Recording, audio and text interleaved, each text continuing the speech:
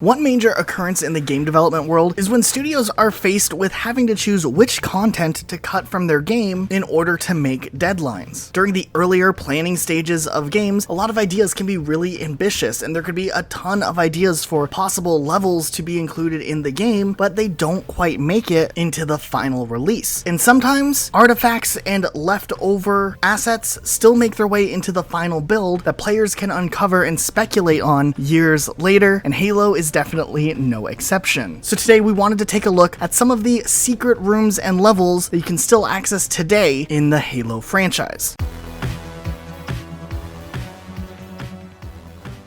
Now, before we fully dive into this video, we do want to give a huge shout out to General Kid. He's a good friend of this channel and also kind of somewhat collaborated with us on this video because he has gone through and archived so much footage that without his help, we wouldn't have been able to make this video. So if any of these rooms sound interesting, make sure you do check out General Kid's channel because there's a very high likelihood he's gone ahead and looked through and done dedicated videos on each of these that we're just going to be briefly talking about. And some of these mysteries or levels that didn't quite make it into the final game are really interesting, especially when we try to put together what these rooms or areas could possibly mean. For instance, on the level 2 betrayals in Halo Combat Evolved, if you no-clip through one of the doors in this certain section, either by modding your game or maybe pulling off a glitch that can get you through the door, you actually find that there is a room that is fully in the game that is completely inaccessible in 2 betrayals. Now, what it turns out this room most likely existed for was the possibility of a 4th reactor core you would have to travel through when playing through this level. However, obviously with the length of 2 betrayals being so long, seriously, this level was so difficult for Luke and I to try to figure out how to get through on Legendary, they probably decided to cut it down to just 3 reactor rooms, or maybe it's possible they were switching up reactor room locations and decided to just leave this one unused. Still, nonetheless, it is very interesting that this room still exists and is still functioning as a regular room would be all of these years later and can be accessed by modding the game. This next one to us is really fascinating because of course it takes place on Mombasa streets, which already piques our interest. But when you look at the map of Mombasa streets, you can see there's a lot of areas on the map that are these dark areas that are essentially areas you're not supposed to access when playing through the game. Now, it's very obvious that with each section having a mirrored section, the city was likely completely constructed first before they actually mapped out the path that players would typically experience when playing the rookie levels, and at the end of the day they chose to block off some of these dark zones as you never actually go there when playing through Mombasa streets, though if you glitch out of the map, and these glitches actually aren't that hard because elevator jumping is really easy to do, you can actually have full reign to go and explore these dark areas that never really had any purpose for the Mombasa streets level of the game. Also, this one is a little bit more speculative, but I wanted to include it just because I'm pretty confident that this might have served a purpose at one point in the development on the level Data Hive. If you jump up into this vent, you actually can walk up in the vents for a very long time and just travel all the way up into just until you hit a random wall. It's pretty neat. There's not a whole lot of purpose here, but it's interesting these vents are just big enough for the ODSTs to fully be able to maneuver inside, and I'd like to think that during the development stages there was at one point maybe a section where you would walk through the vent and then drop down into another floor or a different level, and they chose to scrap it, but they kept the idea incorporated in one way or another by having it as a spawn point for the buggers. And while it worked as a great spawn point for the buggers, it made it all creepy and you hear them rattling around in the vents. The fact that they still left it accessible and you're still able to walk in it and walk all the way up to the top also makes it a really interesting overlooked spot, which I'd really like to believe maybe would have been used in the game originally, but it got cut out. But I could be completely wrong on it, but I still wanted to talk about it and just clarify that that's my speculative idea on an earlier version of Data Hive. This next one's not quite a level, but it is possibly remnants of a section of a level. But on the level Exodus, if you fly out of the map, you can actually access this pelican that's just sitting there, and you can even glitch inside of the pelican and just take a seat and sit in the back seat of the pelican. It actually seats up to 4 players as well, which is kind of funny. And this is actually one our friend Tepig showed us when we were doing the underwater glitches video a little while back. It's kind of cool. You can just chill in the back seat of a pelican and do not that much else, and you just kind of clip right through it, which is funny. This next one's really interesting because we never get too much confirmation about the campaign levels that didn't quite make it into the final release of the game. But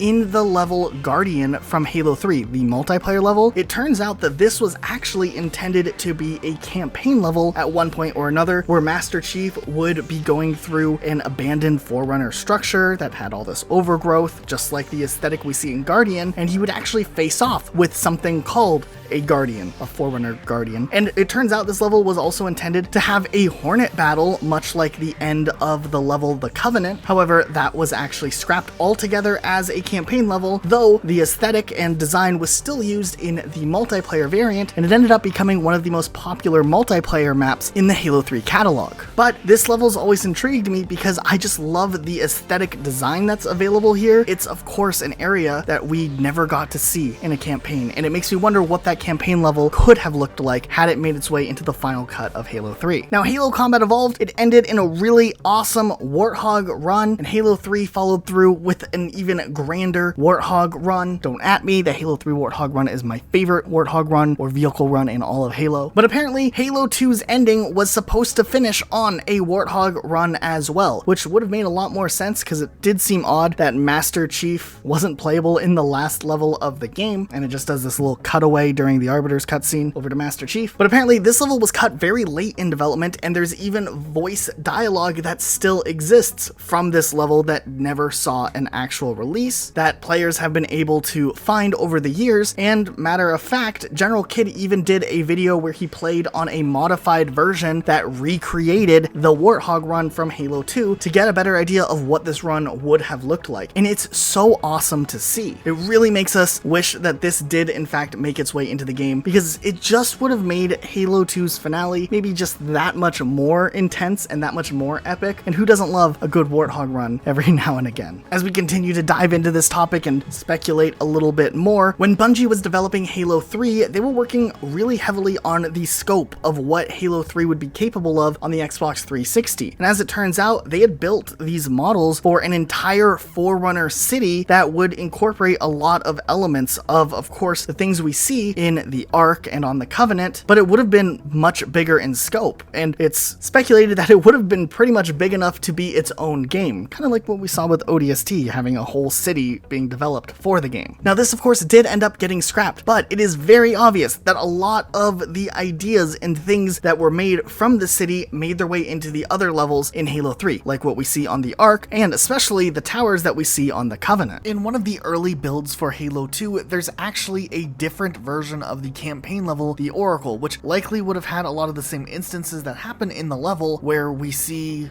Guilty Spark get retrieved and the heretic leader being defeated, though this level ended up being scrapped, and it looks like the skybox and some of the assets were originally going to be some sort of temple type ruins that shared the same setting as the multiplayer level burial mounds. In Halo Reach, in one way or another, there was supposed to be a Seraph that was drivable. You can actually break out of the map on Long Night of Solace and get inside of a Seraph through some tricks, and with MCC they just made it where you can fly Seraphs in Forge World, which is really cool. Going over to the Ark, this one's really interesting because while this one could just be a room used for the cutscene, it is really large, which makes us question as to whether or not maybe there was a plan for a double use of this room. But essentially, if you load up on the level the Ark and you go into theater mode and glitch through a rock here, you can see this giant room that's just chilling right here. Who would have thought on the other side of the rock that you could easily see this? And there are really interesting glitches out there to get in there as a regular Spartan. And while we're pretty confident that this is just the cutscene room from the opening part of the Ark, it is really interesting that it is so detailed and wide open. That does make us think that maybe this could have been a section that, yes, while it was originally and always intended to be a cutscene, could have maybe been something that was cut that we would have been able to walk around in, as well as have a cutscene in too. I know this one's kind of a little more of a stretch, but it still is really interesting that it's just right there on the Ark. And while we're talking about some that are a little bit more of stretches, if we really look at any of the earlier stages of Halo 2, if we looked at any of the pre-released footage of the game that they show off, whether it be a trailer or whether it be actual gameplay, we know based off of what we've heard from Halo 2 development that after they revealed some stuff, they pretty much had to scrap a large portion of the game and rebuild the game over again. But what's really interesting about this to us is we get little looks at areas from the games that kind of got scrapped or repurposed in other ways. For instance, a good example of this is at the end of Cairo Station. There was going to be this drop pod sequence, much like we see at the beginning of Delta Halo, except Chief just yeets himself out of the ship to go to the Covenant carrier. And it's interesting, in this trailer, he's just flying to the other ship without the bomb that is so iconic from what we saw in game. As it turns out, there was going to be a whole level dedicated to boarding the Covenant ship and blowing it up from the inside. And while we can assume there's some traces in the actual game of Halo 2 that released that we can experience if we go into that last section right before we reach the bomb, you can see the geometry is different. There's a big door. It likely was to possibly kick off into the cutscene that would lead into that next level right there. It did end up being completely scrapped, which does lead us to speculate that they finally decided to revisit this idea in Halo Reach. And while there is no confirmation that this is what they did, a lot of the community believes that this idea was just kind of held off on until they got around to using it in Halo Reach. And along with other sections of early builds of the game, we have the infamous 2003 E3 demo, which shows a drastically different version of what we believe is Metropolis. And one thing that's really interesting about this, besides the fact you can see from the original OG 2003 demo, it looks very different, but 343 actually went into the social stream of this early alpha and beta build just a couple of years ago, and we got a little bit more of an in-depth look at what this level originally looked like. And of course, the streets of Metropolis were drastically different in the final version of the game, but you can see right away that some of the versions of New Mombasa that we see in the multiplayer maps, especially on the map Terminal, which was a DLC map released later on in the Maptacular pack, you can see a lot of the different textures and stuff that we see in this early build of the game utilized here. And while of course this map isn't an exact replica of this early beta build, you can definitely see that there were a lot of assets that were in the beta version of the level but didn't make it into the final release version of Metropolis, which was drastically different, probably rebuilt from the ground up, though these assets do make a reappearance in Terminal. So Terminal kind of is this middle ground showing us what New Mombasa could have looked like had Bungie had a little more time to polish up Metropolis. On the other hand, later on in the level, there's a section where we see Master Chief driving in a Warthog, and you can actually see some of the shadows driving next to him. And this looks like an open-up version of the previous level Outskirts in the tunnel, but of course it's out on a highway instead. And they might have just decided to remove the shadow appearance in Metropolis and do the tunnel section in Outskirts instead. There's also supposed to be a flooded tunnel at the end section where you typically have to get out of your vehicle, or at least you're supposed to. We all drove past it. But because they couldn't get the water to work well here, they ended up scrapping the flooded section of a tunnel, though we can see elements of the tunnels flooding over in Halo 3 ODST, specifically on Kikowani Station. You can see it firsthand. There's of course all the sections out of bounds of Metropolis also that weren't filled with stuff that may have been intended to be used at one point or another, but nonetheless, it's really interesting. So while it's always interesting to take a look at cut content, I think it's also important to take a look at where that content that ended up getting scrapped or cut out still kind of exists in the game, where you can experience it in one way or another. But hey, after all of that, if you like this video,